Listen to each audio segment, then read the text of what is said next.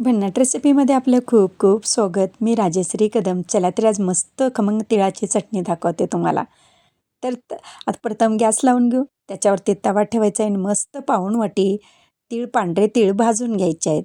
मग तुम्ही काळे घ्या किंवा पांढरे घ्या, दोन्हीची चव एकच असते, फक्त रंग वेगळा असतो. आता हे तीळ भाजून घेऊ. आणि म्हणजे आणखीन एक चॅनलवरती अपलोड केलेले आहे, ती पण तिळाचीच चटणी आहे. पण ती आणि ही त्या दोन्हीमध्ये फरक आहे. तर ह्याच्यामध्ये एक सिक्रेट पदार्थ घालणार आहे. तो कोणता पुढं तुम्हाला दाखवेनच. तर व्हिडिओ स्किप न करता पहा, मग तुमच्या लक्षात येईल. आता थोडासा झूम करून दाखवते, तीळ भाजले की नाही ते कळेल.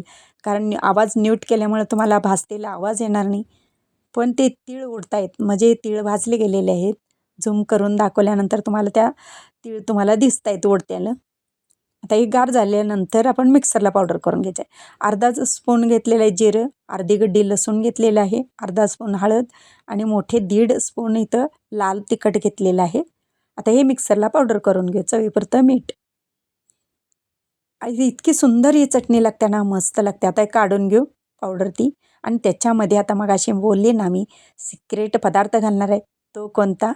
तो आता तुम्हाला दाखवेनच. हे पहा, तो म्हणजे ब्रिस्ता. हा म्हणजे बिर्याणीसाठी वापरला जाणारा तळलेला कांदा. तर आता थोडंसं चुरून घ्या हातानेच, व्यवस्थित लागतं ते सगळीकडे. आणि मिक्सरला एक राऊंड फिरवलं की खाण्यासाठी ही तयार आहे. मग पोळीबरोबर किंवा भाकरीबरोबर खायला मस्त लागते. खमंग चटणी तयार आहे. आणि आता त्याच्यावरती तळलेला कढीपत्ता टाकू. आणि कढीपत्ता डोळ्यांच्या आरोग्यासाठी चांगला आहे, तीळ केसांसाठी चांगला आहे. आणि कढीपत्ता न काढता खा मग चटणी मस्त.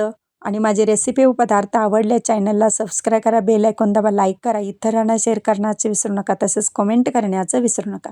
आपल्यासाठी अशीच नवनवीन पदार्थ आणि तोपर्यंत धन्यवाद.